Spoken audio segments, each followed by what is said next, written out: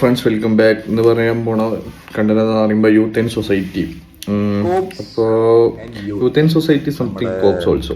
അപ്പോൾ നമ്മൾ പറയാൻ പോകുന്നത് നമ്മുടെ നാട്ടിലത്തെ ഭരണാധികാരികളായാലും ബാക്കിയുള്ള രാഷ്ട്രീയക്കാരായാലും പോലീസുകാരായാലും നാട്ടുകാരായാലും എല്ലാവരും നാടുകൾ കറങ്ങാൻ പോകുന്നുണ്ട്, പല സ്ഥലങ്ങളിൽ പോയി ട്രാവൽ ചെയ്തിട്ടുണ്ടൊക്കെ ചെയ്തിട്ടുണ്ട്.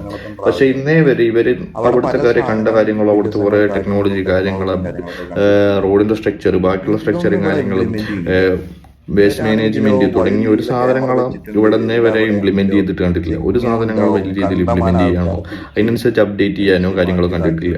നമ്മുടെ ഇന്ത്യയിൽ നോക്കുകയാണെങ്കിൽ നമ്മുടെ നമ്മുടെ കേരളം തന്നെയാണ് ഏറ്റവും ബെസ്റ്റ്.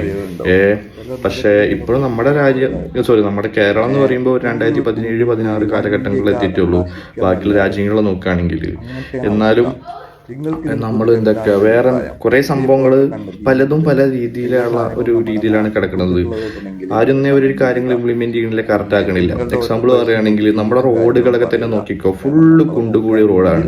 പക്ഷെ വഴി നീളം ഇവർ ക്യാമറ വെച്ചിട്ടുണ്ട്, പല ഭാഗത്തും അൺഎക്സ്പെക്ടഡ് ആയി ചെക്കിങ്ങും ഉണ്ടാവും. എന്നിട്ട് ഈ ഫണ്ടൊക്കെ കൊണ്ടുപോകുന്നത് എവിടുക്കാം?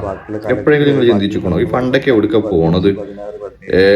ഒരു റോഡ് ഉപകാരമില്ല, ബാക്കിയുള്ള ഒരു കാര്യങ്ങൾക്ക് ഒരു വേസ്റ്റ് മാനേജ്മെന്റ് സെറ്റപ്പ് ഇല്ല, ഒരു ക്ലാരിഫിക്കേഷൻ ഇല്ല, ഒന്നിനൊരു ക്ലാരിറ്റി ഇല്ലാത്ത രീതിയിലാണ് അത് ചെയ്യുന്നത്.